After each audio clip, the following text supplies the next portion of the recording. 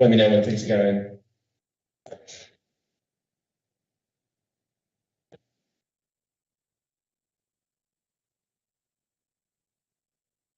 Thank you. And can I just quickly check for those joining online who are going to be speaking that you can hear me and that I can hear you. So if everyone can just unmute for a second and just say yes, that would be great. John, okay. Yep. Hi, Chair, it's John Roberts. I can hear you, and hopefully you can hear me. I can indeed, John. Thank you very much. I will take that as the fact that the technology is working. Thank you, colleagues. So welcome to this extraordinary meeting of the Birmingham City Council Audit Committee, our last meeting before the AGM, where this committee will be refreshed in some way or other. So our agenda today is an extraordinary meeting to really there was a request of members at the last meeting to consider the external auditor's annual report. So if I just take us through the agenda, the first item we need to note is the notice of recording webcast. The chair to advise the meeting to note that this meeting will be webcast for live or subsequent broadcast via the council's meeting YouTube site, and that members of the press public may record and take photographs except where there are confidential or exempt items. Item 2 to receive any apologies. I don't think there's any. I think members are all here. Councillor Jenkins is joining us online, which means that he forgoes voting rights should there be a vote in this committee, but is able to speak and contribute and ask questions online. So just want to note that. Then 3 declarations of interest. Any declarations of interest, members are reminded that they must declare all relevant pecuniary and non-pecuniary interests arising from any business to be discussed at this meeting. If a disclosable pecuniary interest is declared, a member must not speak or take part in that agenda item. Any declarations will be recorded in the minutes of the meeting. Any declarations that we need to make? Thank you, colleagues. In which case, I then hand over to for item 5. I don't think we're not expecting to go into any private session today, are we? We will just move straight to this as a public meeting. In which case, item 5, the 2020-21 external auditor's annual report. So I will move to the Director of Council Management to introduce this item and to hand over to those that you need to hand over to as part of the presentation. Over to you. Thank you. So I'm hoping everyone can hear me online. So we said at the last audit committee that we would hold an extraordinary meeting so that this could come through to this committee as soon as it had been through the internal machinery, which it has. And you'll hear from the external auditors and you'll hear from Sarah on the management responses. So that should highlight to you the key issues and how the organisation is responding. Just as an overview, as you'll know, and I've been here for the last 2 years, we are on a journey. Okay, we've had no statutory Section 24 reports since the 2017-18 accounts, and there aren't any here this afternoon. John Roberts will lay out the recommendations that are here. In the last year, we have an insourcing arrangement to actually bolster our technical capacity within the organisation, and that's the technical compilation of the statement of accounts. So that's been an improvement that we've made. You'll also know that in the last 12 months we have improved financial management significantly, moving from 1-star failing to 3-star exemplar, and we have not been complacent in that. There's been a recent visit from SIPFA who do the external validation on this. This isn't how finance works, this is financial management across the organisation. Because it was highlighted to us as 1-star failing, we put in place a massive improvement programme, and we have a delivery partner in place helping us with that, and we have achieved 3-star exemplar. We are moving ahead towards 4-star now. There's been a recent, and it's still happening, external validation, if you like, from SIPFA, and we'll be reporting on that as to how close we are getting towards that 4-star. Or at least not moving in any negative direction either, which we're not. So the overall message here is we are not complacent. We are taking on board what the external auditors are saying to us. We are giving you a balanced picture, and we are also giving to to you very openly the action plan, looking at addressing any of the recommendations from the external auditors. So at that point, I think John Robert is to hand across to John Roberts to present the value for money report and for us to come to you with the management actions that we intend to put forward to address that. Is that okay with you, John? That's absolutely fine with me. Thank you, Becky. I'll pick up from here. Good afternoon, everyone. Sorry I couldn't be with you in person this afternoon to take you through this report. I do have with me virtually two of the important members of my team. Laurelyn, who's the senior manager responsible for the whole of the audit. Lauren's actually a director now within our firm. Also Ian Barber, who's the senior manager for value for money specifically. So they will support me in answering any of members' questions when we get to that point. In terms of the report that you have before you today, one thing I think is important to address from the outset is why it says draft on it. And that's not because our work on value for money is incomplete. Our work is complete. It's because the document is not fully complete, because one page of that document will relate to the accounts audit. Now, our accounts audit is also actually at this point as good as complete, and we will be feeding back to members the final outcomes on that audit in detail. But it is held up by what is a national issue, which is regarding the financial reporting of highways infrastructure, asset values, and the audit of that information. Now, that's held up, as I say, nationally. It's actually requiring CIPFA to issue an emergency consultation on revisions to the Code of Accounting Practice, which needs to be completed. That needs to be endorsed by the Financial Reporting Advisory Board, and then Council needs to respond to it, and we need to audit it. So our opinion on your accounts won't be for quite a while yet until that process has completed. That's entirely out of the Council's hands and entirely out of our hands.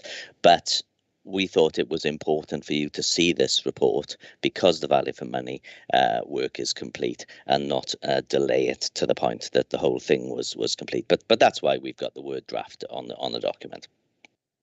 It is a new style of reporting. The National Audit Office has brought in this more holistic narrative style report, which I would hope you would agree with me that is a very helpful style of reporting. It goes into more detail. It goes into more challenge.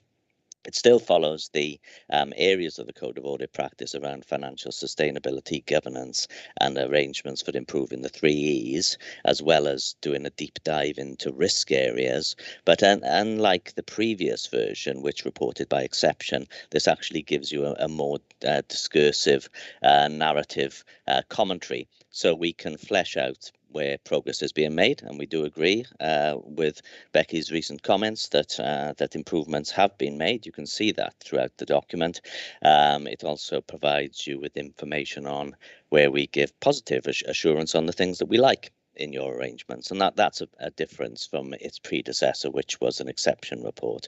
But you would expect us to be challenging in the findings that we look at and the recommendations that we make, and we certainly do that within the document itself. I hope you would agree that that document now feels like an audit of Birmingham, that you can relate to the issues that we are commenting on, and the how we sort of assess those issues. Some of the issues have actually been identified by the council itself, some by the regulators, and some are issues that have purely come from ourselves. But again, one of the design features of this new style of audit is that we bring all of that together so that you, your stakeholders, and the public can see what we as auditors think of the council through that collective viewpoint of, like I say, the whole range of matters. It's very much an independent report, and I think its value lies in that independence. That we report through our independent lens across the whole range of arrangements. And I say it doesn't matter from the point of this report that some of those issues have actually been identified by the council. That's a good thing, that we can bring all those together in this report.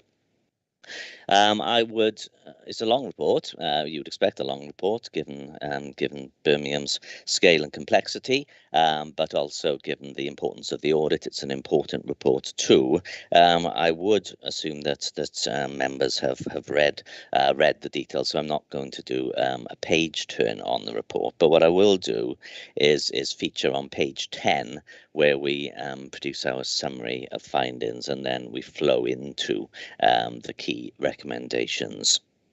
So the point of the audit is to do coverage and a narrative report on all areas of the code of practice.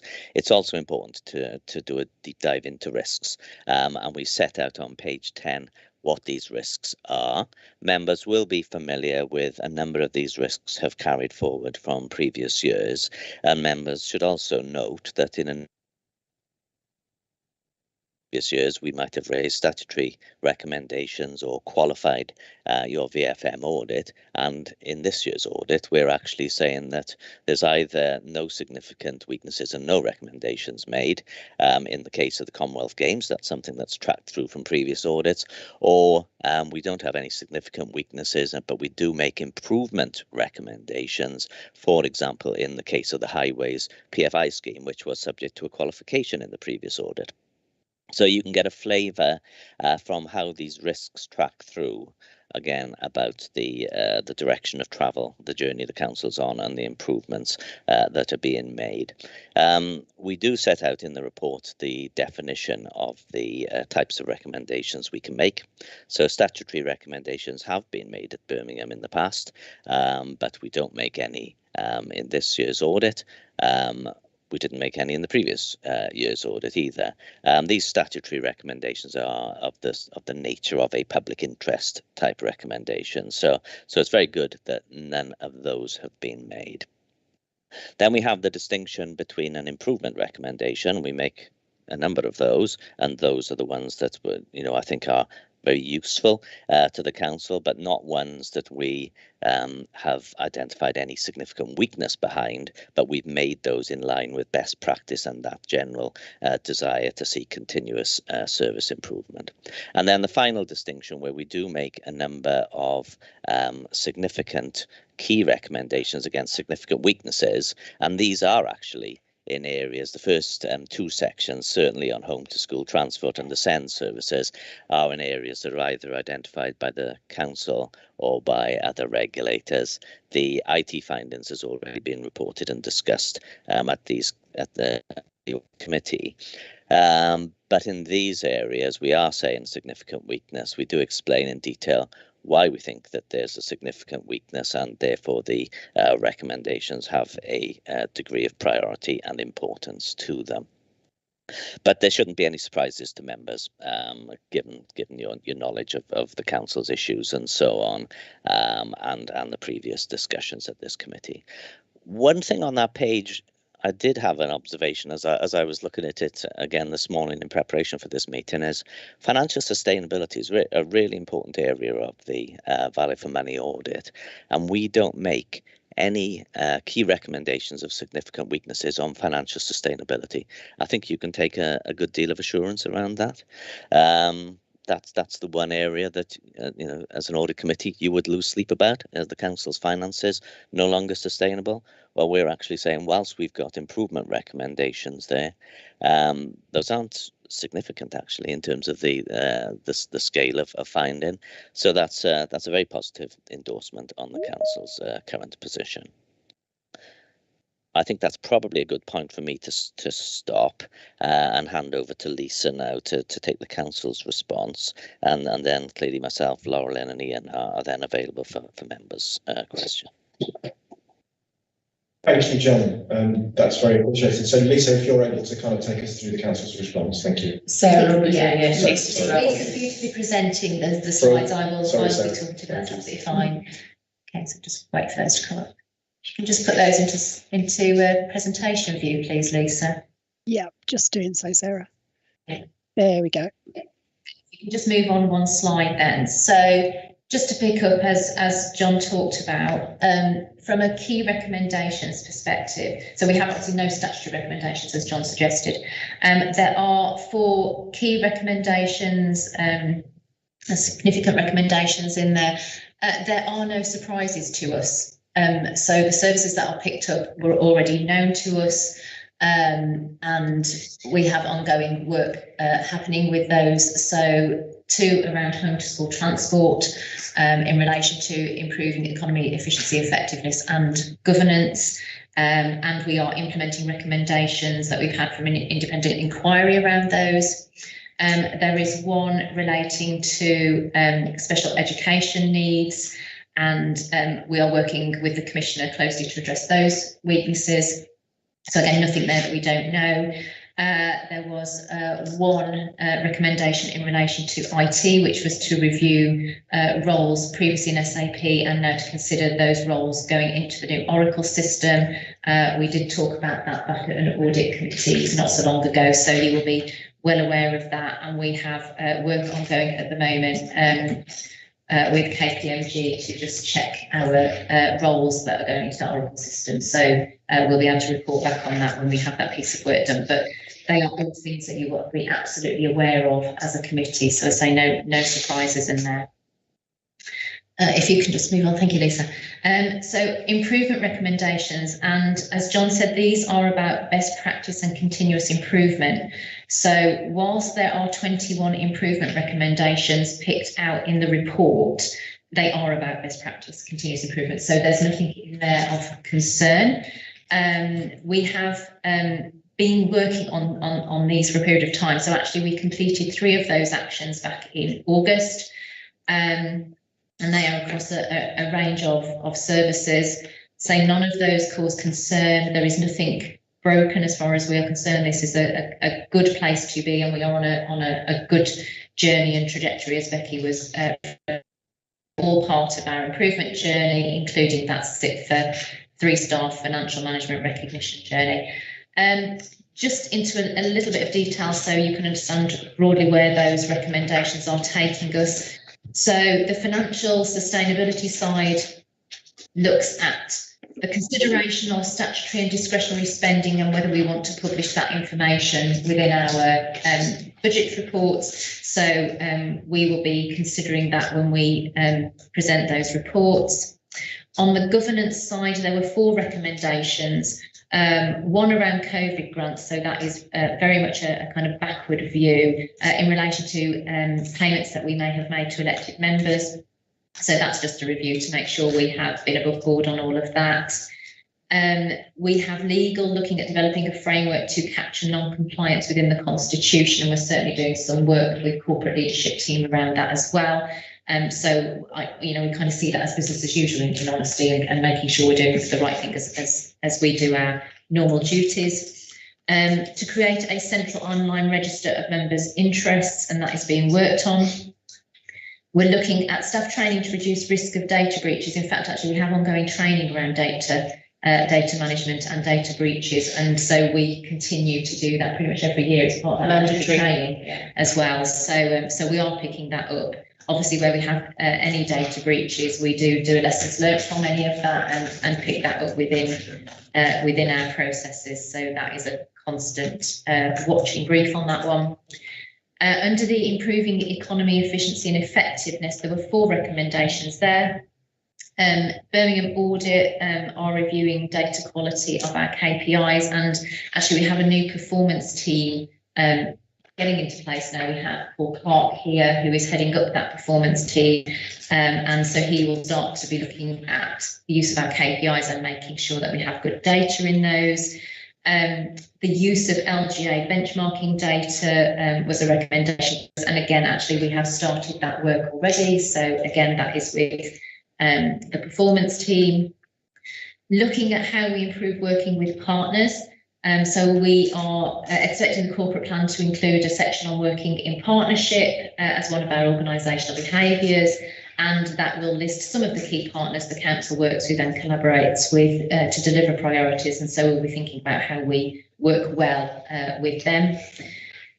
Implementing the procurement strategy, that is well underway, and Steve Sandicott presented that to Audit Committee, I think last time.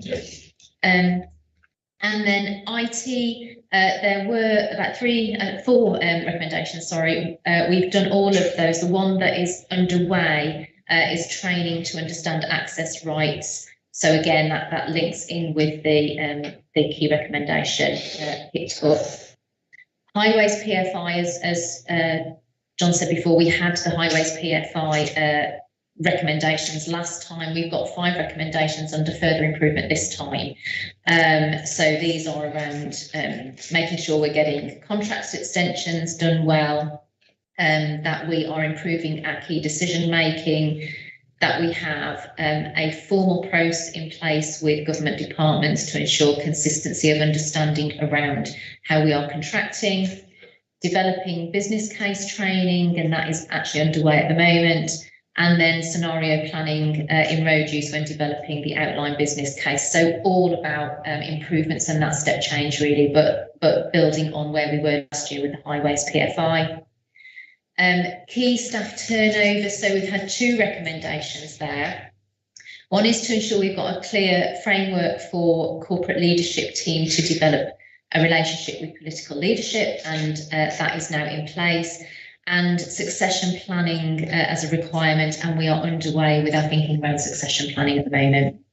And then the final recommendation was in relation to waste, and we are working with Woods to develop a service delivery model. We're just awaiting government's requirements for future collection guidance as well around waste, and that will feed into that. So those are the improvement recommendations. Lisa, if you just want to move on to the final slide for me. So we were keen to talk about how Audit Committee holds officers to account on this and what the next steps are. So as we've said, this is the value for money report. We still have the statement of accounts yet to come and any recommendations coming out of that. But this is the value for money report for 2021. So of course it is backward looking, but we'll pick up on things that have been coming through post last March. So it does go into 21-22 part.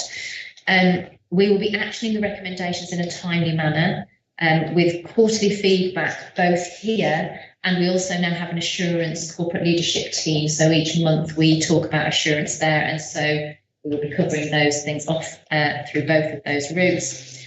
We've created an action plan with named lead officers and directors oversight. That is included in your pack today. I think it's on page 79, and it's quite small print, so apologies for that, but it is in the pack. As I've said, some recommendations have already been actioned and improvements made, and there are still some recommendations that need to be actioned, and those will be tracked through that action plan. So that's the presentation from me. Thank you. Thank you very much, Sarah. Okay, colleagues, so any further comments from you, Becky, at all? No. Okay, thank you, colleagues. Well, thank you for the presentation, Sarah, and thank you to John for producing this report, which obviously is an incredibly important report to this committee. And this committee, I personally, as chair, am very grateful to you for, and actually the move to this value for money detailed report is a very, very helpful one for this committee. As you know, colleagues, we've been looking more and more at value for money within this committee and being able to bring cabinet members in front of us to talk to us about what they're doing on these issues. And I think this report does give us a lot of material for which we can use as we continue our work in terms of looking at the issue and gaining assurance from those cabinet members around how they are responding and delivering the council services that we need. My question then to kick off really for you, John, if you don't mind, is I'm focusing on that IT key recommendation, the one around SAP and everything. I think it took us a while to get our heads around this, but we had a very important discussion at this committee some months back about this. I'm interested in terms of, is this something that is particularly unique to Birmingham, or is this something that's kind of happening across the local government base, really? Is this something we're seeing elsewhere, or is this something that Birmingham has a unique problem with? Yeah, I think it's fair to say that this sort of issue does come up elsewhere. I think it's also fair to say that the specifics in Birmingham was that this issue is a proportionately bigger issue than we've found at other councils. So our IT team, hasn't in other audits maybe taken the interventionist actions that it took in bringing forward and really digging its heels in on the findings from Birmingham's case. That it was we were finding more details of the similar nature that we get elsewhere, but finding more of it at Birmingham, which wasn't just a function of Birmingham's size.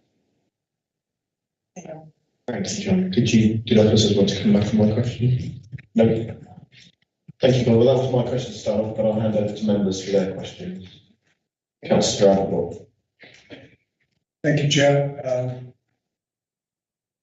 I find overall that I am a bit concerned,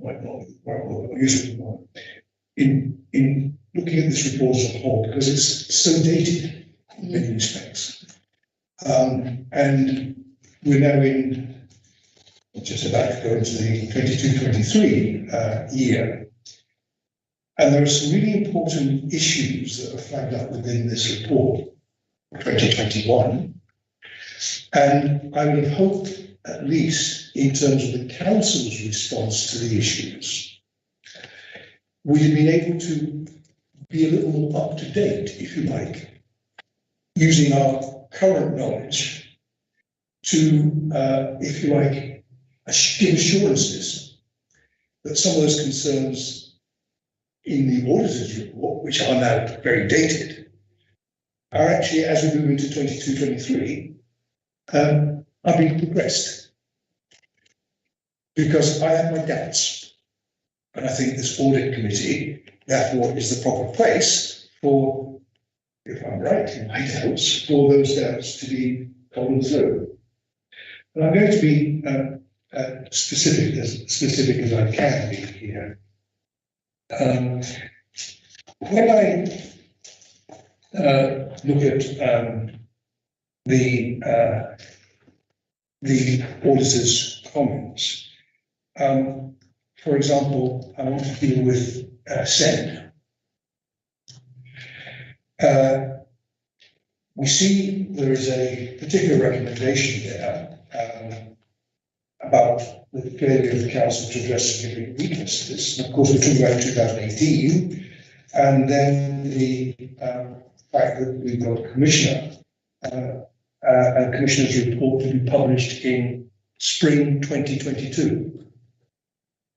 Well, it's now summer 2022. And I think this audit committee perhaps should know whether that commissioner's report of spring 2022 is available, and whether that commissioner's report does then give us assurances that the problems identified in the auditor's report are properly addressed by the council. So that's one example. That's to be found in pages 24 to 26. My other example is in relation to the waste service. I'm just trying to now get to the page numbers. It's 39 to 41. And what we have there is a statement that overall we consider that the council has put in place an effective set of governance arrangements for the delivery of waste service. We just had a verbal report which said that we can't move forward on the new waste delivery model because we're waiting from government an understanding as to what might be within that waste model. Food waste, for example, I presume there. Well, I have to say that on the ground, we're fed up with it because the waste service is not delivering. And pretty well every ward in the city, members complain and continue to complain about the effectiveness of the waste service.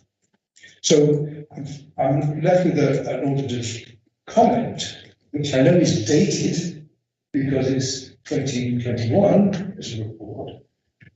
But I know that this committee has received reports from the head of service, from the waste management, on waste management. And we were told, now this must be, I don't know, not quite 12 months ago, but it's a long time ago, we were actually told in that report to this committee that remodelling of the management of waste service would be brought forward. And the comment made about government's requirements was made then. Well, I'm sorry, let's put it time to it. If that was 9 months ago, I would have expected from the officers commenting on this report, 2021, I'd have expected that there might have been some comment as to when those matters were actually going to be dealt with. Because members believe that a reorganisation or an improvement in management in that service is long overdue. Because that's what our residents are telling us when they complain almost weekly about the value of that waste management service. So I'm left a little concerned because we're dealing with a report which is dated, and there are issues which should now have been perhaps dealt with. And I would have thought that in dealing with this dated auditor's report, we might have been a little more up to date with officer comments to give us the assurances that we need in respect to the auditor's comments. Thank you, Councillor Ball. So, John, if I can, or Becky, obviously, Councillor Ball, I think just. Yeah. But so there's some issues there that I think this committee does need to take away. But I do think that this committee also has to accept that this was time bound and recognise that where things were when this was investigated. I think we've clearly got a report that gives us a view of how things were then, and there are some positives and challenges around that. And I think that those issues do require further requirement for this committee. So I'm interested in the detail of that particular area and how we bring that into the committee's work. But I'm also, I guess, I'm not sure from my perspective that response of it's not as bad as I think it should be. I'd like to know the officers and the external auditors' response to that challenge. Yeah, Chair, can I come in? I think John Roberts, but correct me if I'm wrong, John, that the value for money report isn't constrained to the year 2021. The value for money report is up to date as of the day it's produced. So it covers the whole period. And the management responses have been done as of now. I just want to clarify. That's right. It's for the year of audit 2021, but clearly we don't just draw a line on 2021 and say we're not interested in anything that's happened since. That's absolutely not the case. So we then do take context of what's happened since and should reflect that in our findings. It's, the nature of external audit is to be backwards looking, and I appreciate the comment and the frustration that this does appear to be old stuff, but actually we do take a lot of effort and trouble to actually make it as current as possible, because it is an outward facing report, not just to the council but to your stakeholders and the public. And the key bit of it that is current and forward facing is the recommendations. Those are made, and you'll see from the council's comments that they are live recommendations. Now, a number of these issues and themes that we report in this audit have been reported in previous audits and will probably be reported in subsequent audits. So there will be that journey and that story reported through as well. But it's definitely an attempt to make it as current and up to date as it possibly can be. And I think then the trick is in the implementation of the recommendations and monitoring those to make sure that that progress is continued to be made. Becky, did you want to come back on this? The only other things is quite clearly Councillor Ball's picked up two of the significant weaknesses.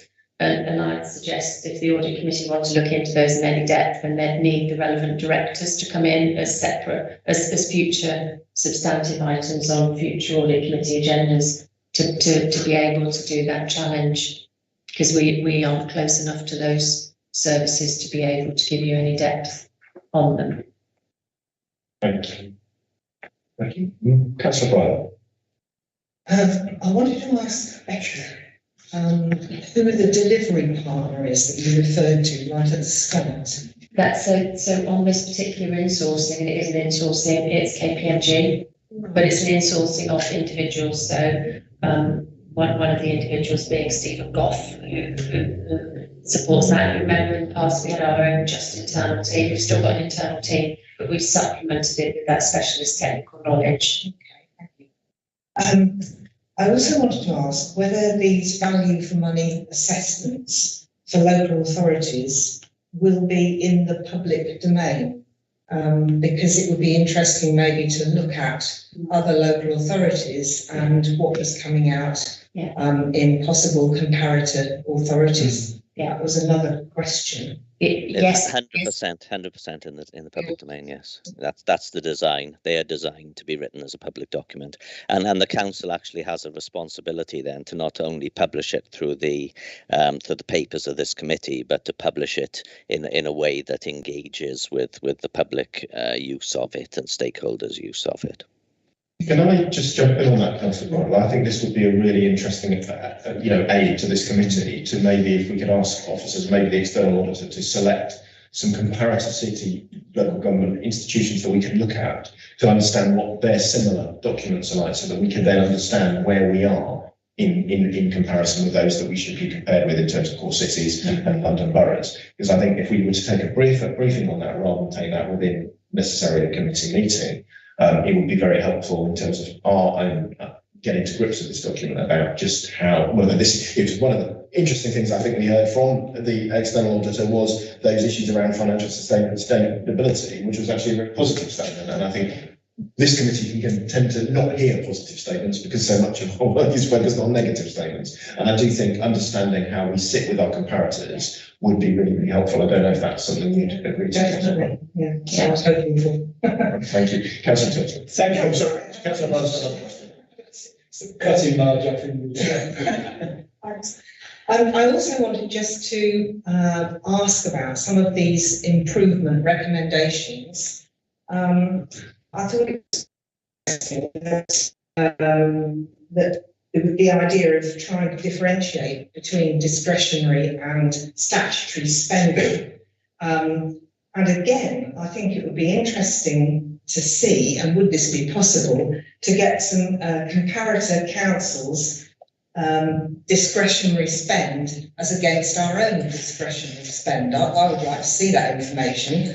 And it might be available already. Maybe other councils are already doing this. But I mean, I realise this is not going to be an easy thing to do, to differentiate.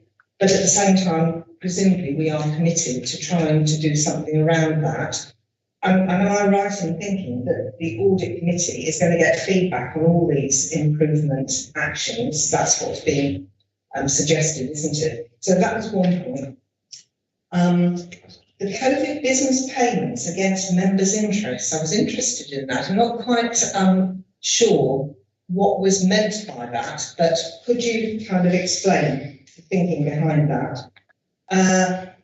The audit to review the data quality of KPIs, I also think is really good improvement suggestion. And am I right in thinking that this will also be not just about the accuracy of data, but that we'll be thinking about the usefulness and relevance of data collection? For example, related to the point that Councillor Ball was making about the waste service, the issue of trying to find out exactly what the picture is on missed collections, missed bin collections, where at the moment what's reported is not useful because it is simply residents who report missed bin collections as opposed to actual missed bin collections. So I'm assuming that we'll be changing the way we do things in relation to that sort of thing. The benchmarking with other local authorities and using the LGA plus benchmarking, I mean, I've always been very surprised that Birmingham doesn't do this, because it seems to me, or doesn't do it enough.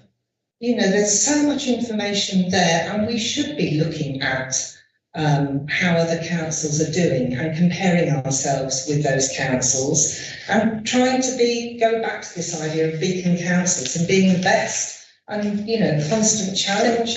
I mean, I'm a great believer in, I'm sure most of us here are, in continuous improvement. But, you know, for all too long, Birmingham seems to have rather shied away from that. And I'm really pleased that we're starting to take it seriously. So just interested in that one. Priority on work being undertaken by partners or by partners with the council. Again, I'm surprised that we need that improvement recommendation in a way. But, you know, how are we planning to do that? Are we going to sort of, I'm not quite sure what's meant about how that's going to be done. Outcomes versus outputs, that's interesting as well in relation to the new procurement strategy. And again, I've always felt that Birmingham, maybe like a lot of bureaucratic, big organisations, focus too much on output stuff and not enough on outcomes. So I'd just be interested in comments around that. And finally, just about the action plan on page 79 that was referred to. Yeah, I tried to look at that. It's too small, I couldn't see it. If we print it off, are we able to see it then? Or how can we get to see that? That's my last question. I think we can distribute that. We'll distribute it, yeah. Would you? In regular time, Yes, yeah. PDF. So it'd be useful to have comments on other points, please. Thanks. Thank you, Chair. Who wants to take the comments? Obviously, the thing I think that I would say is that obviously, Councillor Bonnell, as we go into the next kind of set of committee meetings, then we will be coming back to this document again and again as we get the relevant people in the room with the specifics to both questions with regard to the external auditor asked, but also those action plans. That's what I was going to suggest actually, because there's so many questions there. I mean, we can go through them and give you quick answers, but if the audit committee wanted to pick on particular areas that they want to focus on, we can get them in the audit committee programme and give them the right amount of time, because there are some significant issues there. I mean, I can start to talk to you about statutory duties, statutory powers and discretionary, and I've done this as a science as well as an art in previous over the previous years I've worked in local government. So even if it's a statutory duty, there are many different ways of doing it. So that's when your value for money benchmarking comes in. So just saying, oh, that's a statutory duty, therefore it needs the money is not good enough, because you can do it 100 different ways. Statutory powers have even more discretion around them. So you have the power to do it, it doesn't mean you have to do it at all. And then you get to discretionary. And again, with all of those categories, we have to test value for money, we have to benchmark, we have to see how get all the learning into Birmingham as to which way we do it, you know, as to the most efficient and effective way. So when we go through our budgeting, we challenge on all of those areas. What we haven't got is a spreadsheet that divides all of the spend up between those three areas. Now, I have done it before and we can do it. I think what I'd say to you is, you always need a lawyer as well as an accountant in the room, because there's always different legal views on what the duty really means and what the power means. So, for example, if I take this is an extreme and not something I'm recommending here, there is a duty to collect waste. Okay, you could do it once a year if you wanted. You'd never do it, would you? Because it's the wrong thing for citizens. So that's the big extreme. So I'm not saying there's no value in it. What I'm saying is we have to challenge when we're putting a budget together for future years, each one of those elements. and actually get from the services, how do you know that you are doing it in the most efficient and effective way? So there is a new performance framework being launched in Birmingham, and it brings much more clarity to the different levels of KPIs, which goes on to another one of your questions. So there are very high level, and there will be a new corporate plan coming forward, and there should be measures against each of those corporate priorities so that members can see that we are delivering against those priorities. And there should also be operational KPIs, which show that in any particular service, whatever it is, that we are actually aiming for best in class against other local authorities, and often beyond, because there's lots of services we offer that the private sector offer too. So that there's different dimensions to KPIs. And so there's also operational effectiveness KPIs that we're bringing in, which is how effective are we as an organisation, in paying our suppliers and all those things that you would expect any healthy absence rates, all of that, any healthy organisation to be measuring against the best. The mandate we've got is best in class. So that's what we will be testing ourselves against in that. So I don't know whether that's an area that the Audit Committee in terms of governance want to have a look at. What is this performance framework, that we're looking at bringing in? Because I would have thought that would be a useful one to have a look at as well. You named a couple of others, if I remember. I'm sorry, it's gone from me, but. So, Chair, we probably need a discussion, don't we, about exactly how we want to take this forward and what we want to look at more in depth, which would then, take up some of my other points. Yeah, because we'll never be able to go through in depth with you today. I think, Councillor Brother, that given the format that we have, if the new committee wishes to continue that format, but eventually over that 6 to 9 month period, we will have every cabinet member and director in front of us. Yeah. We'll be able to utilise this. So you may want to flag to me some urgency on some of these issues. So you may well want to particularly focus on the SEND, home school transport, and obviously the IT related issues as a priority for the new committee. And then perhaps looking at those second set of recommendations, so key recommendations we've got to do with the second set of recommendations to get those in, work out what we're going to do. But we can also, I think as perhaps as part of the next meeting of this committee and of the new committee, we can have maybe a period for reflection on what we've learned today, and with the 3 months that we can have this item returned to that agenda to maybe not look for necessarily get specific answers, but look about how we might want to deal with these, rather than trying to get the answers now and then forgetting it. But making, my view has always been that this value for money document should be front and centre of our minds all the way through our role as within the year that this document is relevant to make sure that we have this front and centre of our minds. I'm aware that Councillor Jenkins is waiting for us to speak, and Councillor Tilsley and Councillor Morrell want to come in. So Councillor Jenkins, if you can hear me, I have noticed you've raised your hand, so please go ahead. Thank you, Chair. Thank you for noticing that. I was very interested in Becky's comments just now about the differences between mandatory and discretionary services. I think it's a huge topic. I think it goes to the very heart of some of the failures in the British Constitution, and it means that local government essentially just becomes a cost centre of central government. We are, a means to implement central government policies, for which sometimes they give us some money and sometimes they don't. I think as well, by the way, that some of the residents in Mere Green might think it's a once-a-year collection service, even though I think you're probably joking when you suggested it. I will say as well, Chair, that I wasn't really happy about the arrangements for the meeting. At very short notice, I was given 2 options. I offered one of them, and you went for the other one, and I appreciate that was because the others could do it. But I think if, noting that councillors have other commitments besides being councillors, I think we have to give a little bit more flexibility in terms of arranging important meetings like this. It just wasn't possible for me to be there today. I'm also going to pick up a little bit on John's comments. John, you can't start off by saying that you assume that members have read all the documents. I've said this before, we get far too many documents as councillors to be expected to be able to read them. There just simply wouldn't be enough hours in the day. And so whilst it's great to present the reports, and one does try and read as much as one can and to try and identify the important things, ultimately the duty is on the officers to draw our attention to those things that are important, much as you would do if you were reporting to a superior in a company.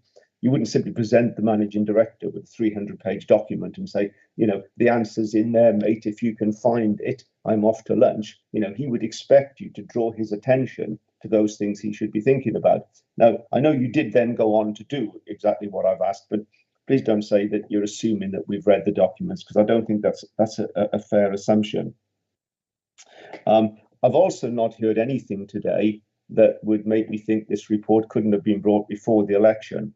And I have to wonder why that is. I mean, there's another shocking, damning report come out today on this Labour administration, and I see no reason why that report shouldn't have been presented to the electorate before the election. And it does trouble me that reports are being held, reports that may be seen to contain negative information are being held back in expectation of an election. So turning now to the substance of the report, I noticed that you say that you're conscious that the Cabinet takes steps to consider risks in the decisions that it takes. But you know, we've had cases where reports have come to Cabinet for one reason or another. The risk analysis wasn't attached to it, and then the Cabinet goes ahead and makes the decision anyway and says, we'll have a look at the risk analysis later on. I'm surprised you haven't picked that up to say that that's not really very good risk management. That if the risk analysis isn't there, we simply pretend, you know, ignore it and carry on anyway. I also note that on page 15, you talk about significant non-compliance with the Constitution. Now, one of the concerns I have here is that there is effectively no route for the opposition to challenge decisions taken by the city solicitor. Now, that's fine as long as the city solicitor is an entirely neutral broker acting in the interests of the council overall and not the administration. But as we've said before, we don't see it that way anymore. And I think that if you're truly going to be in a position where we can identify failures to follow the Constitution, there has to be a mechanism for opposition groups to challenge decisions of the city solicitor. Now, I know one could do that as an individual if you had the financial resources to take it to court, but of course, most of us are not in a position to do that. Turning to page 27, just want to clarify this point on the IT. Now, this goes back to a committee meeting that we had some time ago where we were talking about users having access to the database. It's a sort of super user function. And you know, it's the sort of thing that in any organization, even a big organization, you'd be surprised if more than one person, maybe two, had access to the system, because it's so powerful that you can go in and you can change the database, which means you could effectively make a transaction disappear. And, you know, we all nearly fell off our chairs when the answer was that there were 200 plus people with this access to the system. So I'm really not sure why there's any questions left. I mean, this should have been corrected straight away. And I'm not sure why we're having to pay KPMG to tell us how to set up efficient user groups and administration. I mean, this is just a basic part of implementing systems. I don't know why it's not being done by the city's officers in conjunction with the company that's helping us to install the Oracle system. You know, why do we have to pay KPMG some exorbitant rate, probably thousands of pounds a day, to tell us what we should be able to do anyway with the existing partners that we've got in place? And then finally, moving on to page 42, you are just a bit surprised that you haven't identified any risk associated with the Commonwealth Games and claims being made by GMB, because GMB are threatening to bring further equal pay claims and appear to be moving to a situation where maybe they will use the Commonwealth Games as a negotiating lever to improve their position. Now, you may think, well, there's not that much risk over further equal pay claims. I don't know if there are or not. And you may think there's not much risk over the Commonwealth Games, and I don't know if there are or not. But you put the two together, I think that's a risk worth mentioning in a report like that. That's it. Thank you, Chair. Thank you, Councillor Jenkins. We look forward to having you at the next meeting in person. And I do take your point about arranging this meeting, but we did arrange this meeting on request from opposition members. And yes, it was in a very tight timescale, and so we've done our best. And so I do acknowledge that. Officers, do you want to respond? I mean, there's a lot that Councillor Jenkins has given us there. I wondered if anybody wanted to. I can start off, and Satinder might want to follow. So I'm going to say that all statutory officers work to all members equally. So in my section 151 role, that's why I do support 3 budgets going forward, not 1. You know, and my finance team do that. I'm sure that Satinder would support that on the monitoring officer role as well. It's there in statute, and if we're ever found in breach of it, then we've broken the law. So we would always support all members equally and do our best to. In terms of the KPMG issue, so this IT access was actually relevant to the SAP system, okay? And John, I know we've had discussions where I've said to you, show us other authorities that have got narrower levels of access than us. And we weren't able to find any examples of those. This is where scale comes in. We've got 11,000 employees. You know, a London borough would probably have 2,000 employees. So the proportionate numbers of access, it's always going to look bigger. However, we are not complacent about this. Sarah Dunleavy's supported us in this work in terms of we have to ensure segregation of duties. We have to ensure limited access wherever possible. Now, instead of asking KPMG to do it, we could have asked one of the other sets of consultants, the EGSIS, the egress, the socketings that are all working on this programme. However, they have not got intimate detail of our business services. What they've got is detail about implementations of IT systems. We have used KPMG as a delivery partner in supporting us to get from 1-star failing to 3-star exemplar. They know our business. This particular group of people and whoever they work for is so much of an issue for us. They've got intimate detail of how we have set our services up to be 3-star exemplar. So it was, when you're talking about segregation of duties, of one officer being able to approve an order, cannot then approve the invoice, that's normal segregation of duty controls and really, really important. Then their intimate knowledge to us meant that they could expedite that more quickly. However, the day rate that we pay them is all tested on the frameworks. That would be the other half of that. That's just to give the rationale behind that. If I could just reiterate again, I know it's been said to the Audit Committee, there is nothing here in this value for money report and no officer intend to leave this until post the election. And actually reflecting on it, I don't think there's anything in here that would have been an issue. However, we do have to go through our own internal officer governance, and it had to go to corporate leadership team before it could come out to the committee systems. And that's how our internal officer governance works, which is the only reason it's not here. And I know the committee didn't want to leave it to the next day, which is why we set up this extraordinary meeting for it. But that's all I would say on any of those issues. Thank you. Thank you, Chair. So take on board the comments Councillor Jenkins has made. I recall similar comments being raised previously. It is open to Councillor Jenkins and the Conservative group to refer any decisions that I make to the Chief Executive if they are troubled or concerned.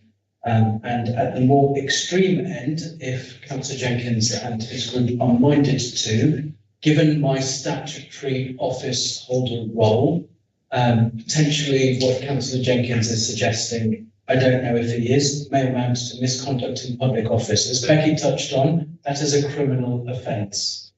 I will say no more. Thank you, Chair. Thank you, Satinder. John, I noticed you raised your hand. Thanks, Chair. Just to come back on 3 of the points Councillor Jenkins raised. So, the first one on risk analysis, timing of papers to Cabinet and so on. We have done in the past make comments about the timing of reports and the clarity of reporting around decision making and so on, and members can refer back to our previous value for money audit, which talked about that in a couple of key areas, particularly in memory the highways PFI point was one of those, and it does recur in this report. There is reference to the timing of reporting as it goes to formal cabinet. So I think we are certainly live to that issue in terms of the sequencing of reporting and decision making as it is played out. The second point on the IT is, I just do want to emphasise the importance of that from our perspective. It is a key recommendation. We don't make those key recommendations lightly. So that is one that I do think will need to be taken forward with the committee, just to get that assurance. There are, as you will hear correctly from officers, inherent design features of the systems that are used that allow this sort of access and so on.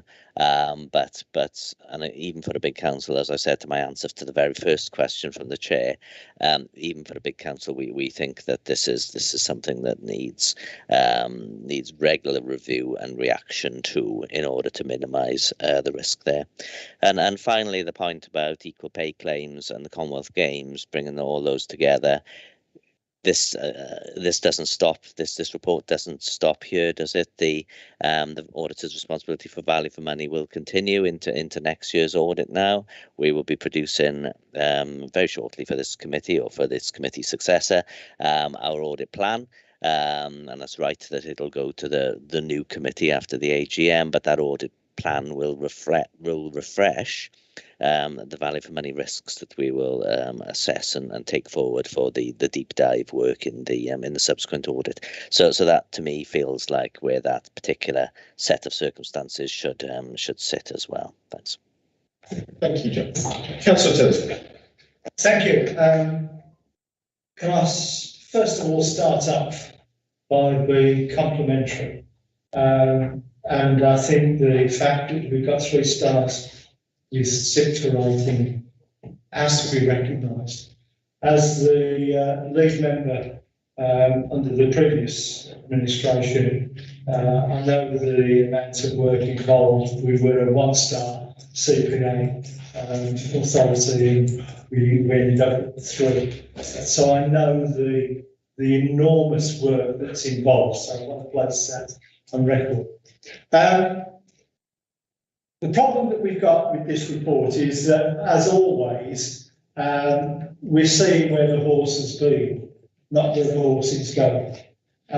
So we are going through the entrails, as it were.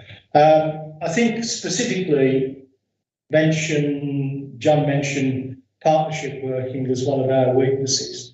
And it has been something that has troubled Birmingham City Council for many, many decades. And hopefully, if we work hard enough, we will work with partners instead of, unfortunately, alienating them. I think the COVID situation has probably brought us a little bit closer together in working on the same page. I hope.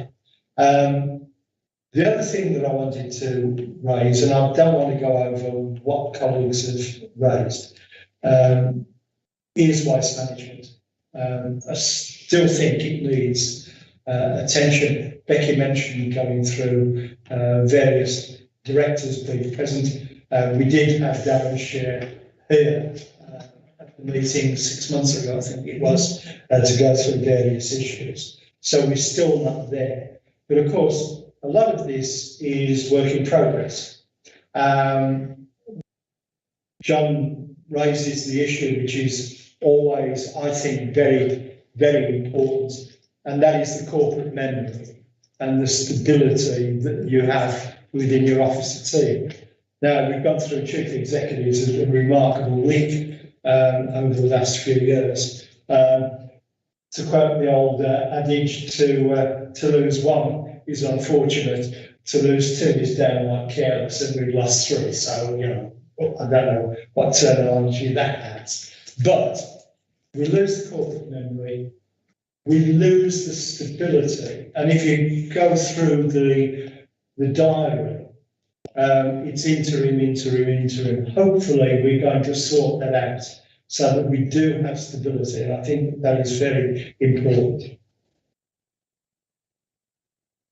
Is that the SEND report was promised as Sir Albert said, for spring 2022. It's late. There have been various suggestions that it specifically and was deliberately delayed.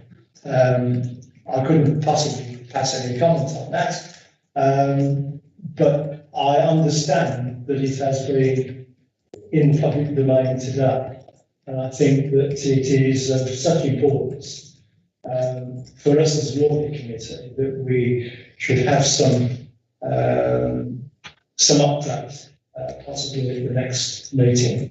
And the last point that I would make is work in progress, and that's members' interests. And there is a code training schedule today and next week to bring that up to date. Thank you, Councillor Tursley. Yes, I mean, with regard to that report, I think we can add that to our next agenda. Well, should the new committee, chair choose to do that. Thank you, and Councillor Morell. So, for any response to Councillor Tursley's point, sorry, Councillor Tursley. I'm not sure I'm equipped to respond. I mean, we all want, a continuous chief exec appointed permanently. You'll know that the move to permanency in the corporate leadership team is complete as far as we can.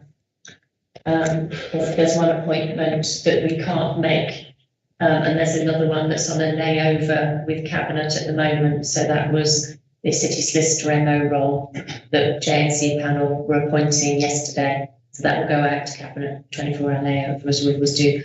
But apart from that, there's only one that we can't recruit to at the moment, which is the Human Resources Director role, because there already is a permanent person still in that role.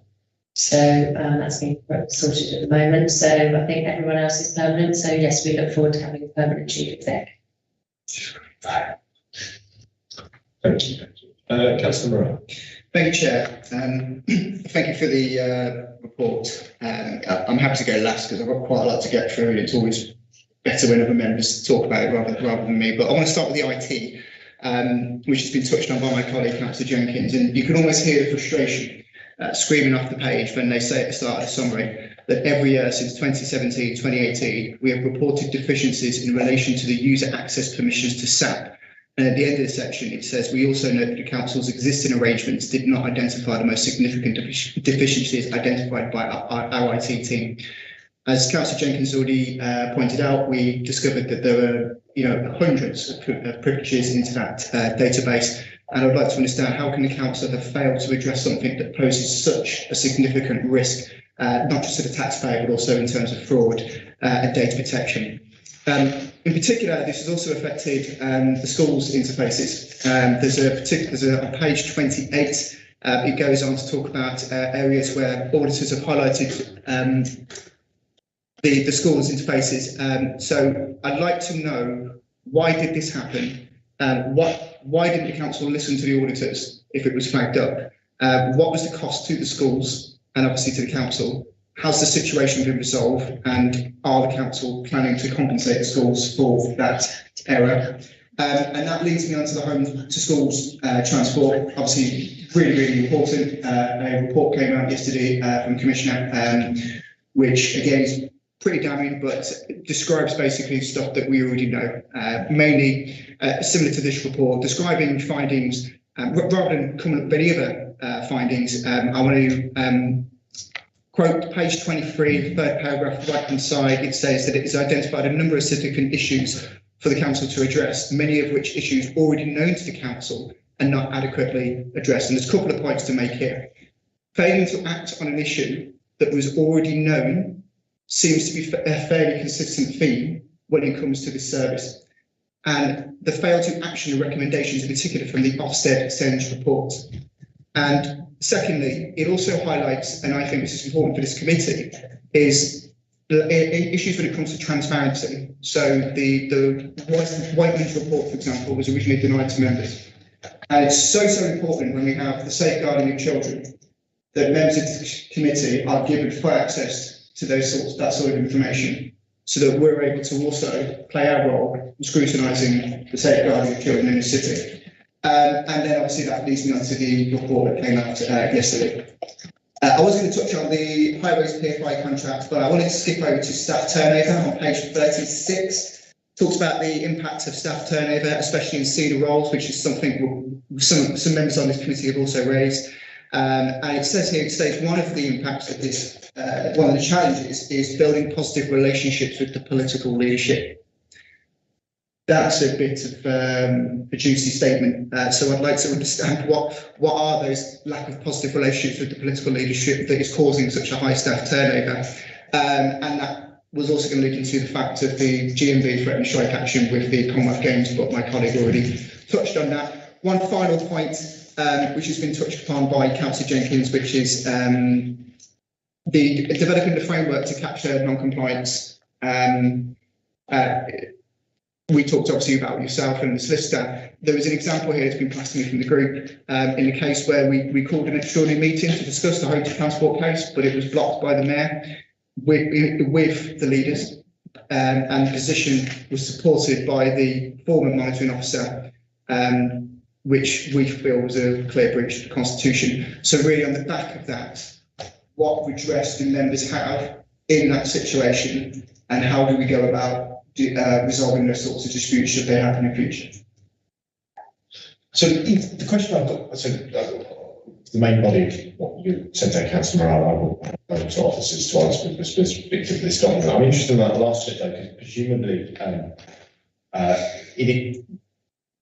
that's obviously a challenge for the constitutional aspect of the City and the Lord Mayor's office, which is it's not, doesn't feel to me a role of Audit Committee to do that. So it's interesting we're bringing it here again without a clarity of exactly, if you want to write to the Audit Committee members and tell them what happened, it would be good to see what that evidence is. We just make quite an interesting set of statements in the public domain meeting without any real clarity around it, because the Conservative people weren't happy about something.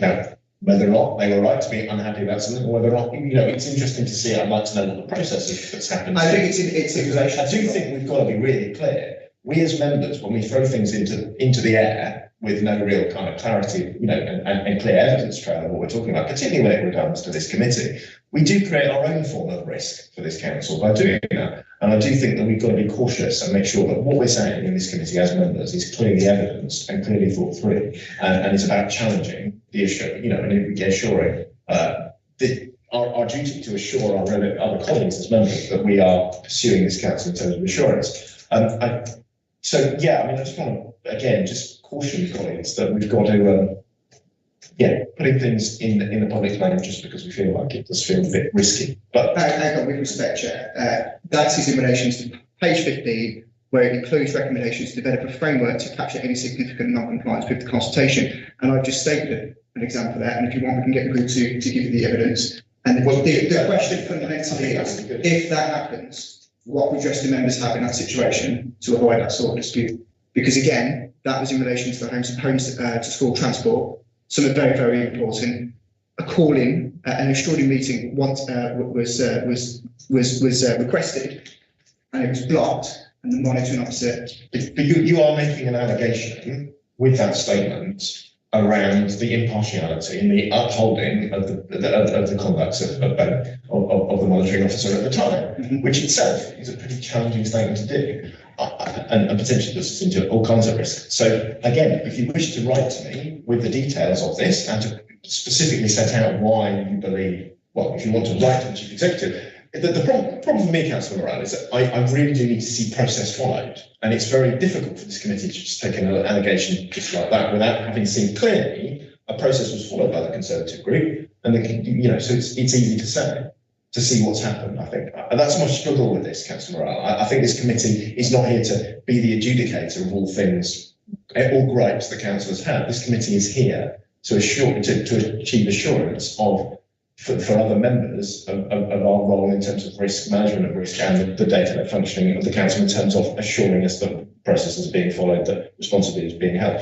But anyway, I will hand back to both. Actually, I think I should hand to this bit because again, there's an allegation being made in the room which I feel deeply uncomfortable about. But go ahead. So this is, and I'm well aware of the matter that Councillor Morell is referring to. This is a request to hold an EGM, the ultimate decision maker for that is the Lord Mayor with advice from the monitoring officer. So I'm not suggesting that you're not able, and this applies to any group, that you're not able to pursue that further. But my understanding and recollection at the time was that that decision was made and it wasn't pursued further. Okay. So, yeah, just to pick up on some of the IT audit issues that was raised and the turnover of senior staff and the link to, I think. The schools was the important one. Oh, the schools one. The IT in schools, the home to transport, and yes, that's it. So the staff turnover, there has been staff turnover, as we've just had examples of the chief executive and an awful lot of interims on the senior team. And I hope that I can allay fears there to a certain extent that every single role that can be recruited to permanently at the moment has been within the senior team. Okay, notwithstanding the chief exec role, which will, I'm sure, be resolved at some stage one way or the other. So with a view to permanency. So as goes the other issues then, on one thing you'd mentioned was IT access, and it's been raised repeatedly over a number of years in the external auditor's report, which John will confirm. I know that it has. When for the last 2.5 years, which is how long I've been involved in it, we've been implementing a new Oracle system, because it takes that long, believe me, because there's an awful lot of work to do with the business to get it equipped to be able to take on the new system. In that time, Oracle has a very different access structure to SAP. And so what we've asked Sarah Dunleavy to do, which internal audit have been doing, is overseeing a management review, which is a compensatory control for the fact that we're not changing or fundamentally changing the IT access in SAP, because we know we're moving to Oracle. So, and we'd have to do it again. So I know Sarah Dunleavy can tell you more about this, but so we've used management review, so which is after the event, but we can know exactly who's been into what area of the system at any one time. Okay, and we can drill down into that as we wish. Now, quite rightly, the external auditors want us not to do it after the event, but to prevent it in the first place, which is exactly the piece of work that we're doing. We've got KPMG supporting us to do now, so we won't need that compensatory control anymore. We can use it if we want as well, but that access will all be done on a segregation of duties basis and limited basis. So I don't think that. Yes. What would the homeschool transport? I cannot help you with homeschool transport because that's not my area, but the relevant director can, should the audit committee decide they want to do further. I would assure Councillor Morrell that we will, I think, given the flagging of yesterday's report to this committee, I think that an early agenda items for the next committee must be to pursue that issue, and particularly given that it appears as a key recommendation in this report. So we should ensure that at the earliest possible meeting we can have it's the secretary of this committee to invite the cabinet member responsible and the director of children's services to the next committee to ensure that assurance session starts there. Given that, I think that John, you wish to come in? Yes, and it's really just to sort of unpack really that the point about and the way we come at the assessment of arrangements, and as a good example is the point on page 36. So we were worried about the potential impact of the churn in leadership and the turnover in leadership on the performance of the council and the governance arrangements, and we'd so identified that as a risk of significant weakness. We did our deep dive into that work, and the absence of a key recommendation in that area is confirmation from our side that actually, even though we thought that there was a risk of significant weakness, when we came to look at it, we could conclude that there wasn't a significant weakness in arrangements. And we tried to set out on that page 36 the arrangements that we looked at in order to come to that conclusion. Now, when we work through those arrangements, we find there's a gap in those arrangements. Now, that doesn't mean to say that you've got a significant weakness, but it just means to say that you've got a gap in arrangements when compared to best practice. And that's why we make the improvement recommendation around the protocol between the chief officer group and political leadership. Not because there's any problems there per se, but because the arrangements themselves had a gap within them. And that really is the way that the audit mechanics and the process works. Hope that's helpful to members. Okay, colleagues, well, I'm aware that initially this meeting was scheduled for an hour. We run 20 minutes over. I'm aware that we have one more item on the agenda, I think he says, which is the schedule of advertising minutes. So I'm going to bring this item to a close, but recommend that we reconvene on this item at the next, recommend to the next committee, agenda setter, that whoever the chair of the next committee will put this on the agenda to continue this discussion, to continue reflections on this document.